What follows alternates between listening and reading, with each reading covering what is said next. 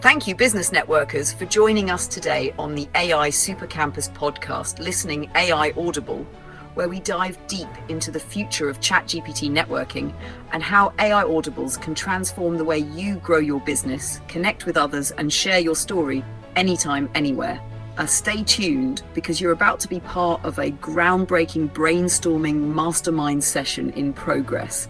And this could change your entire perspective on business networking in the age of AI. You're not just listening to ideas, you're experiencing a live demonstration of how AI-powered podcast listening works to teach and engage your audience. We'll show you exactly how Kim and Ron, along with AI media marketing mastermind Mike Hayes, used ChatGPT networking to change the game. And this isn't just theory. We'll take you through a success story of how an entrepreneur went from struggling to a $200 million success story just by changing the narrative around his product through the power of direct response, infomercial networking strategies. This could be the moment that changes everything for your business. It's not just a game changer, it could be a life changer. What you're about to hear is the power of AI education on the go, a real-time demonstration of how you can start using AI media marketing to teach others about your business, just like the masterminds you'll hear today. So let's jump in. This is Podcast Listening AI Audibles, designed to help you learn, grow, and share your story in ways you never imagined. Okay, let's dive into a stack of sources that really caught our eye this time. Yeah, this one's interesting. It's based on a conversation from the material. Right, a conversation that sort of explores these surprising links between, well, technology, community, and just changing how you look at things for business, for impact. And it pulls together different threads, different people mentioned in the source. You've got Kim working on these independent media sites. Okay. Then Ron, who's in life insurance. Right. Seems unrelated at first. And Mike, who's deep into community stuff and also AI applications.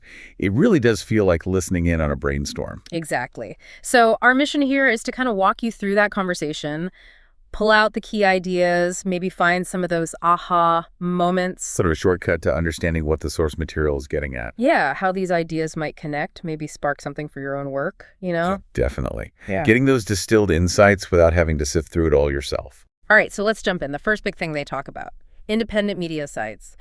What exactly are these based on what the source says? Okay, so the source describes them as these newer platforms, often using AI. AI augmented. Right. And the main idea is to create a central information hub for a business or maybe even an individual. A hub for what kind of info? Well, they aggregate content, lots of different feeds, RSS, blogs, podcasts, YouTube, even social media feeds. Pulls it all onto one website. Ah, okay. So instead of your audience hunting everywhere, you bring the relevant streams to your site. Makes sense. Exactly. And the goals mentioned are pretty clear. First, establish yourself as an authority, in your niche. Right. Become the go-to source. Second, drive traffic back to your main website or presence. And third, potentially generate revenue, like selling ads directly on that media site. Okay, selling ads makes sense. But they mentioned something else too, an AI reporter. Yeah, that part was fascinating. It's described as this function where the AI doesn't just collect the content from the feeds, it analyzes it, and then it can actually repost content, but potentially with different perspectives or like personalities. Wait, so it's creating new content based on the feeds, not just curating? Kind of, yeah. Reinterpreting the stream, maybe? Yeah. That's a big step beyond just aggregation. Wow. Yeah, that's different. And do they say if it's working? Any results mentioned? They did. The source mentioned colleagues who've launched these. Mm-hmm. They're apparently seeing hundreds, even thousands of views pretty quickly, like within 90 days. 90 days. That's pretty compelling traffic velocity for something new. It really is. Speaks to the potential, maybe the efficiency of this model.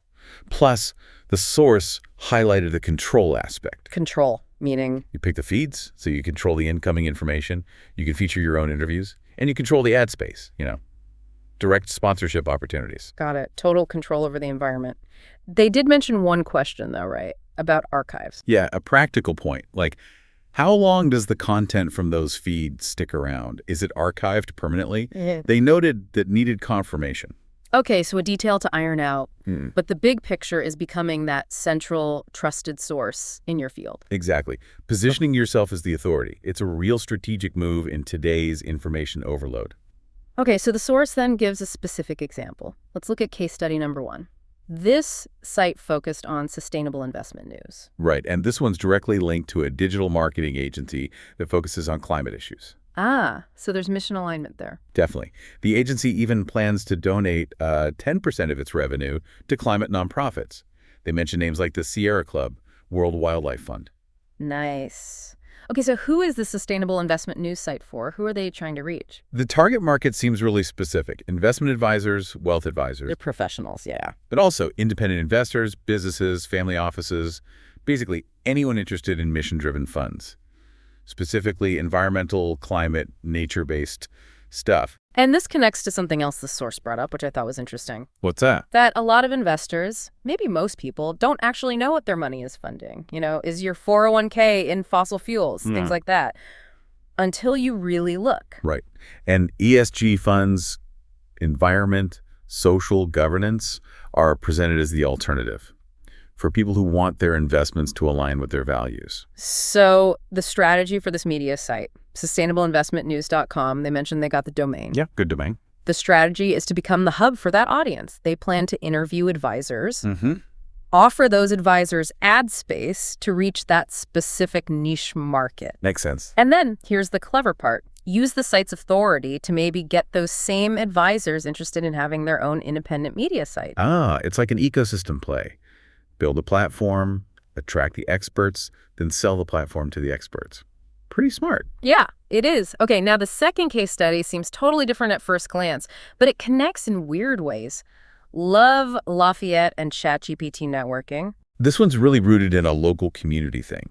The source tells this great story about Love Lafayette. Yeah, tell me about that. Apparently, it started like 25 years ago. A former mayor just handed out 5,000 Love Lafayette bumper stickers at some event. Didn't even ask the city for permission. He just did it. Yeah, and it just caught on. The community sort of adopted it organically. It became a thing. That's amazing. Grassroots branding, basically. Totally. And now they're using the 25th anniversary as this year-long event, partnering with the Lafayette Historical Society. The idea I mentioned is learning from the past to construct the future. Construct the future. I like that framing. And there's a philosophy behind it. Yeah, the source talks about intentionally bringing love into business and marketing, like actual care and community focus. Example. They mentioned Subaru, Costco, companies known for having real brand love. It's this idea of love in, love out. Put positive energy and care in, get it back. Okay, I can see that. And this ties back to the skills mentioned in the source. It's exactly. Interviewing, media, marketing, storytelling, and also this recurring theme of helping people change their perspective. Right, perspective shift, which leads us to ChatGPT networking. What is that? So it's defined very specifically, not just using ChatGPT generally, but using it for networking. Okay. Using AI for networking. That sounds new. How? Yeah, the source called it potentially a whole new ballgame. Even floated the idea of a trade show of networking with ChatGPT. A trade show? Wow. And these independent media sites are seen as like one piece of this bigger concept. So how do you network with ChatGPT? Is it talking to the AI or?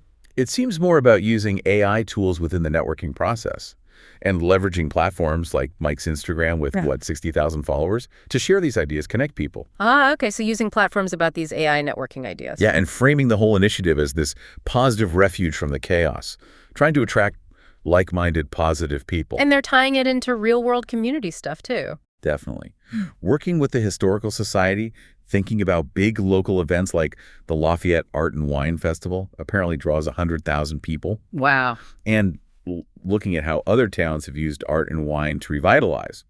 They use that snowball effect metaphor again. Start small, build momentum. It shows how these digital tools like the media sites aren't separate from real-world community building. They can feed each other. Exactly. It's intertwined. And speaking of perspective, that theme just keeps popping up in the source material, doesn't it? Across all these different examples.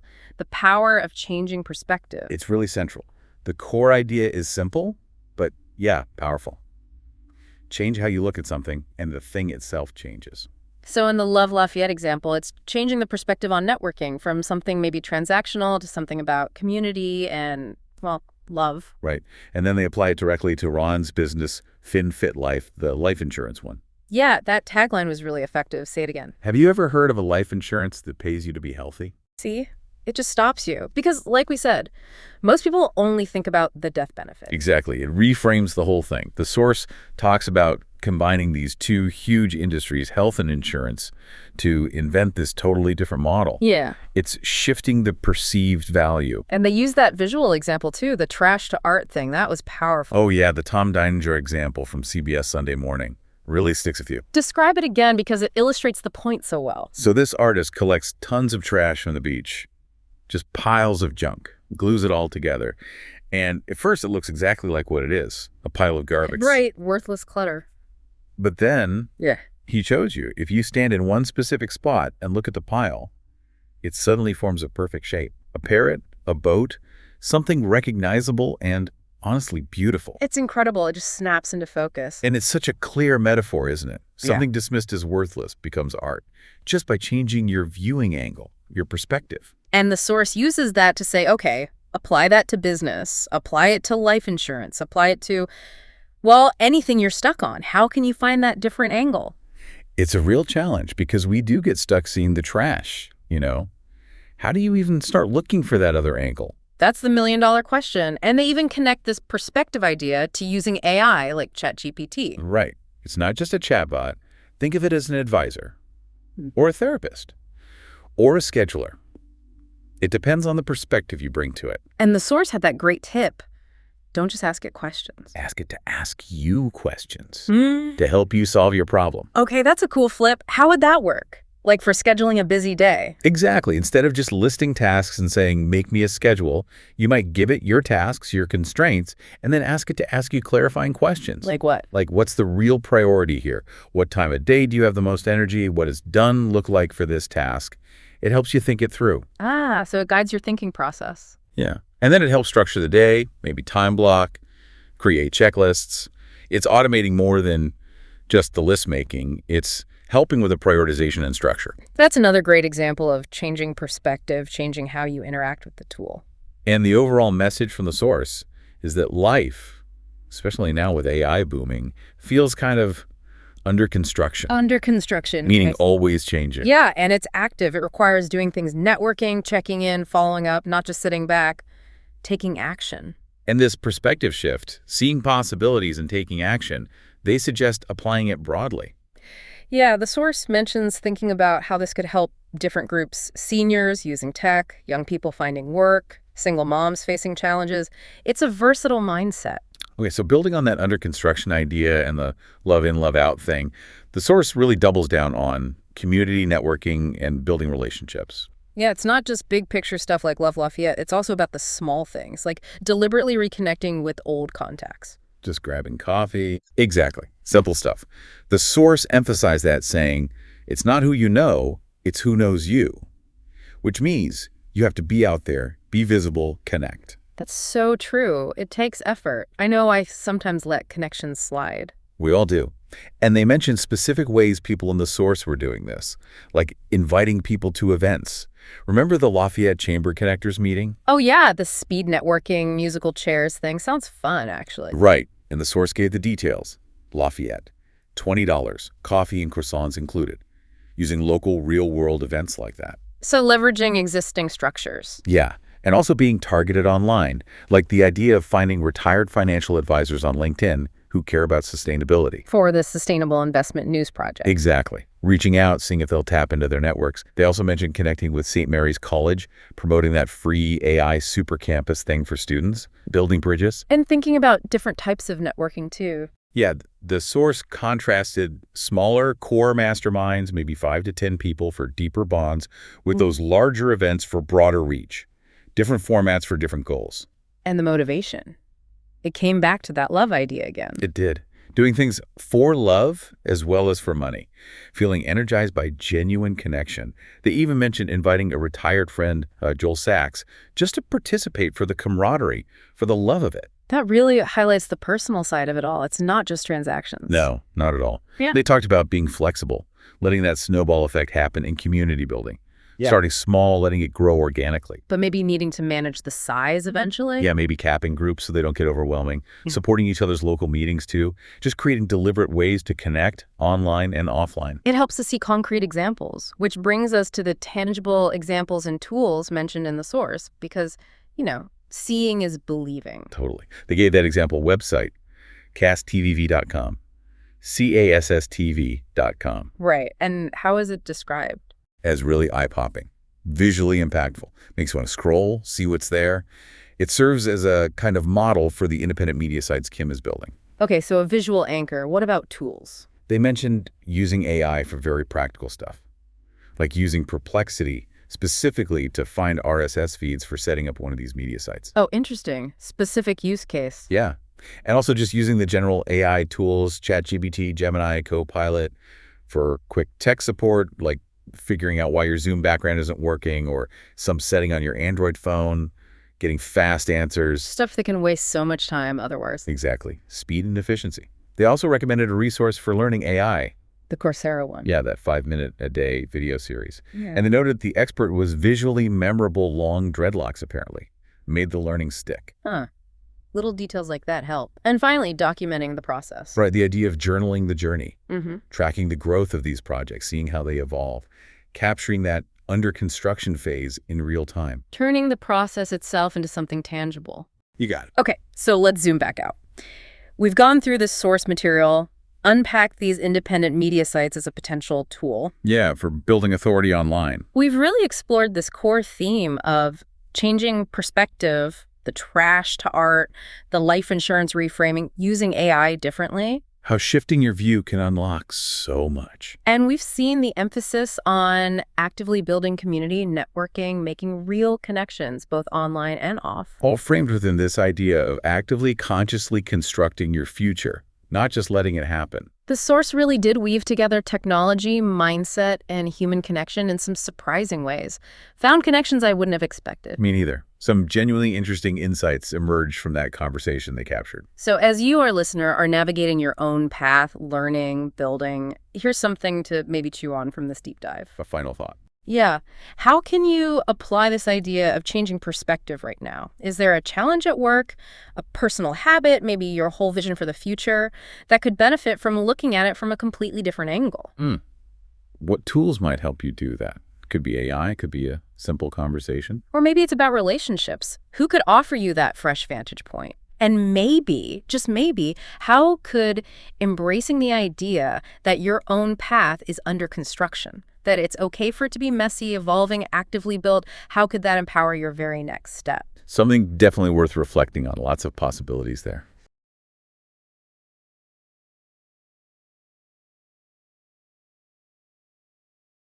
But wait, there's more. You've just experienced the power of AI Audibles, and I hope you're starting to see how this tool can completely transform the way you connect and share knowledge. But what if I told you this is just the beginning? What if you could take that very same power and turn it into your own personalized podcast listening AI Audible, available anytime, anywhere? Well, now it's time to hear from the source of this transformation. You're about to learn how Mike Hayes, a self-described miserable failure, used the exact same direct response networking strategies that you've just heard to turn his business around and drive $200 million in sales.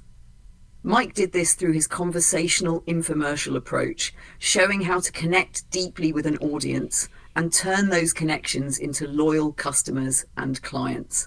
Mike's here to show you exactly how you can do the same with your story. He's going to guide you step by step through how to create your own AI Audible to share your message, build relationships, and make a bigger impact on your terms. So get ready. Here's Mike Hayes, your coach, guiding you to unlock the future of podcast listening AI Audibles and turn your message into something people can learn from anytime, anywhere. Okay, let's jump right in. We're doing a deep dive today into a really fascinating story from direct response marketing. Yeah, it's one of those classic cases. Looks like an overnight success, but there's a lot underneath. Exactly. We've got this great excerpt detailing the journey of Zap and also Restore4. It covers, the whole arc, concept to massive revenue. Tens of millions, yeah. And the source material, it lays out the numbers, the core strategies. And crucially, this networker figure, Mike Hayes, referred to as the network king or the source. Right. And our goal here isn't just to retell the story. We want to really unpack it. Pull out the strategies people can actually use, right? Understand the growth, how they scaled. And the relationships, because the source makes it clear. Those were absolutely key. What are the real lessons here for anyone trying to build something? Absolutely. And when we talk success, I mean, it was explosive right from the start, not a slow burn. No, the source calls it a rocket ship. Early days, just selling 5,000 units. That was already bringing in $50,000 a month cash flow. Which, look, that's a decent business on its own for a lot of people. For sure. But that was just, the warm-up act. Because then came the real launch, January 97. And by the end of that first month, get this, $1 million a month. On television? $1 million in month one. And the source is very specific, very, very profitably. That kind of profitable scale right away, it's incredibly rare. Mind-boggling, really. And it wasn't just Zap, right? They had Restore 4, too. Yeah, the source calls it Zap's knockoff. They took that one to QVC. How'd that do? Pulled in about $83,000 net airing dollars. Not the TV numbers, obviously, but significant. And smart because they didn't just pocket it. No, they reinvested it. That QVC money funded the long-form infomercial. Okay. And the source says that was the key piece. Yeah, key to putting them over the top as far as financially. It shows that smart feedback loop, right? A smaller win funding the bigger strategic move. And the growth just kept coming. It wasn't a flash in the pan. Not at all. The revenue numbers are pretty stark. Year one, $300K, then $7 million. Wow. Then $15 million, $42 million, peaking at $63 million in 2001. $63 million. That's sustained dramatic growth year after year. From essentially one core product line sold through TV. It really is something. Yeah. And maybe even more unusual is how long it lasted. Right. Direct response TV, it often burns bright and fast, doesn't it? Usually, yeah. But Zap is called an enigma in the source material.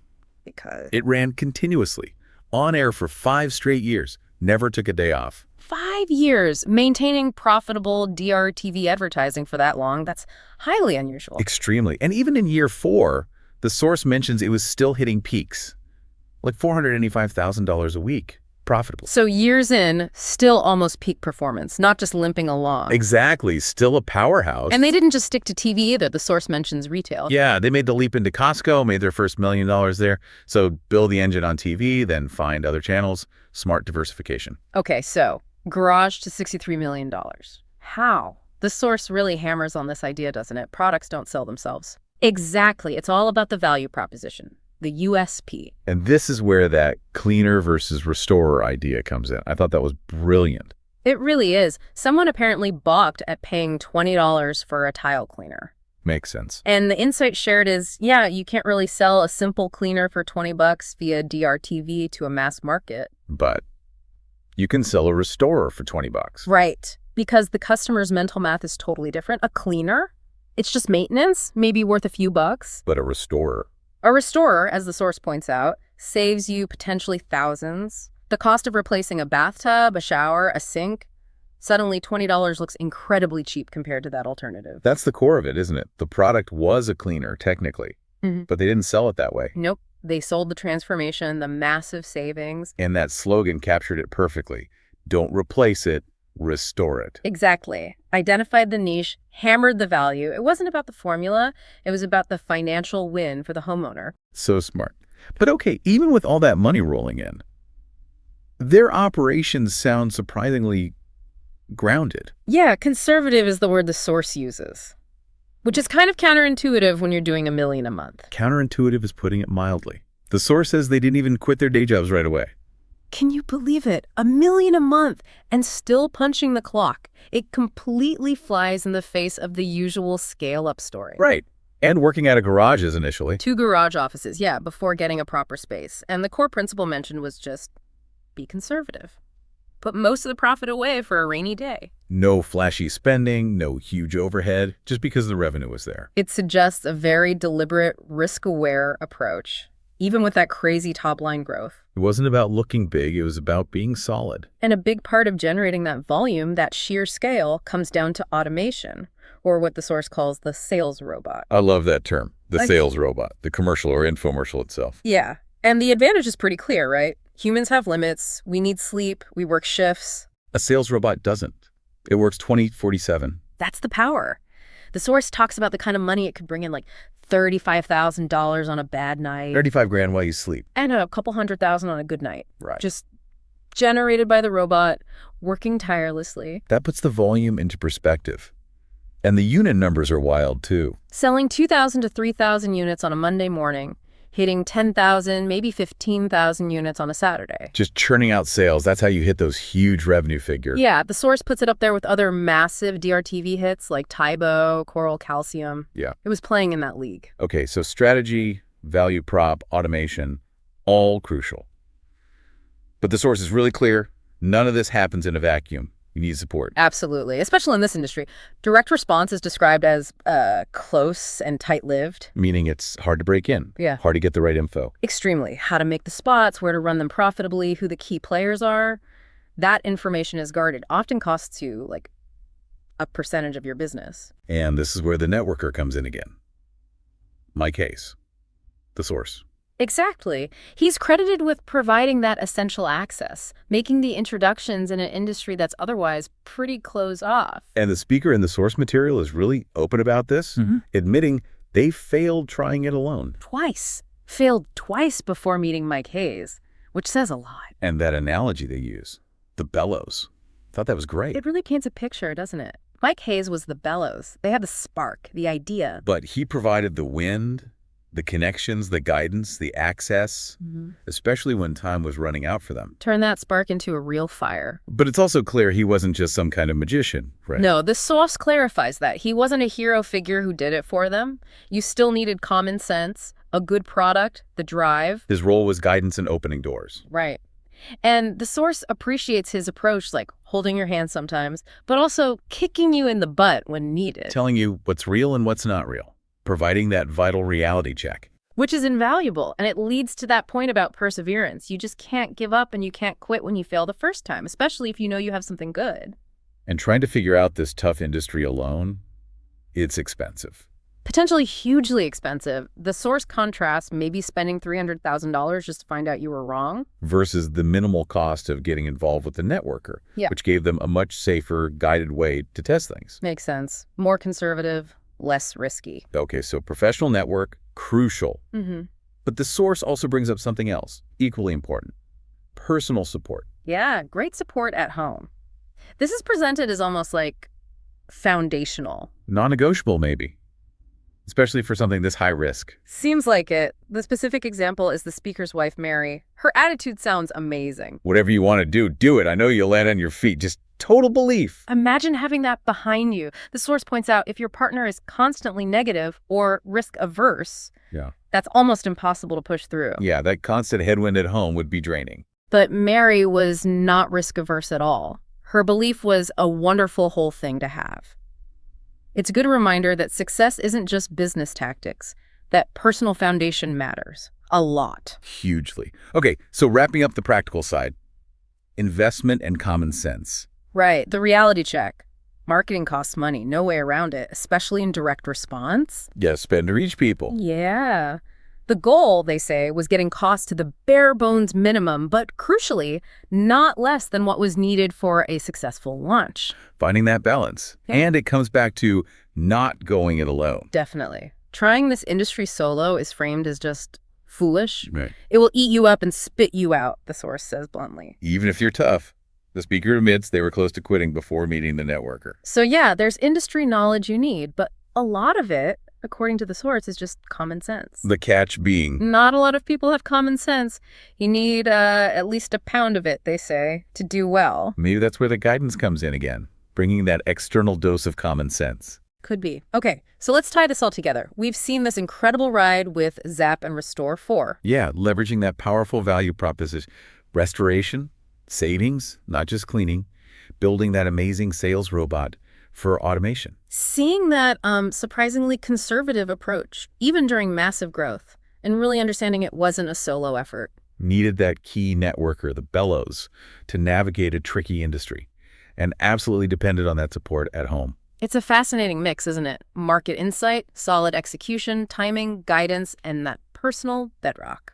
shows that even in something that looks purely transactional like DRTV, success is still deeply human, deeply relational. For sure. So thinking about that crucial role of connections, guidance, someone believing in you, here's something for you, the listener, to mull over. How do you identify your potential bellows, that person, that resource that can give you the win, the connections, or just that dose of common sense when you're facing your own big challenges, trying to turn your own spark into a fire? We then tried it again, knowing that we had learned everything we needed to know the first time, and it failed. We happened to meet you at that point in time. We were down with our fulfillment company, and that was, the beginning of a $200 million run. What would your life be like today if you had quit after those first disastrous tests? How would you like to make 35 grand a night in your sleep? Because that's what I was doing on a bad night. And on a good night, I was making a couple $100 grand a night. My wife wanted this farm. I just wrote a check to buy the farm. My wife wanted a Lexus. I got a Lexus. Life changes tremendously when you have money. And I'll give you an example. People who need help, you can help. When you want to make a business decision, you want to buy a company, you can buy a company. Time changes. Your kids can go and do what they want to do. I haven't changed much as far as my values or anything else. It's just my ability to touch other people's lives has changed tremendously. Products don't sell themselves. Isn't it more about the unique selling proposition? Absolutely. I think it's very, very simple, the analogy of a cleaner versus a restorer. I had a guy look at me saying, how the heck are you going to sell a tile cleaner for $20? The truth is you don't sell a tile cleaner for $20. You can sell a restorer for $20 because what's it cost to replace a bathtub? A couple $1,000 to rip it out and do all the plumbing and everything else? Before I met you, there was no one that I really had met. You never made me a promise that you couldn't fulfill on. It's great to have a bellows. And you were my bellows. You stoked my fire as far as getting my company and my project off the ground.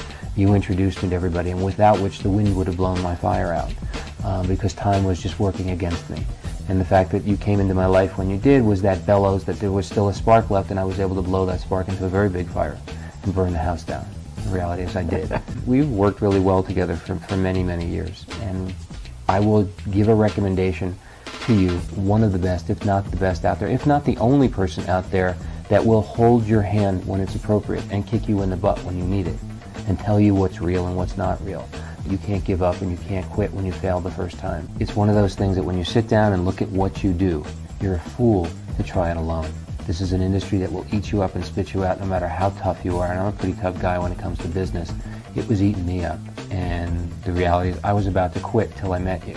I'm the example of tried it before I met you, and I failed twice before I met you. There's a lot to know about the industry. We learned it. It's not that difficult. Most of it's common sense, but not a lot of people have common sense.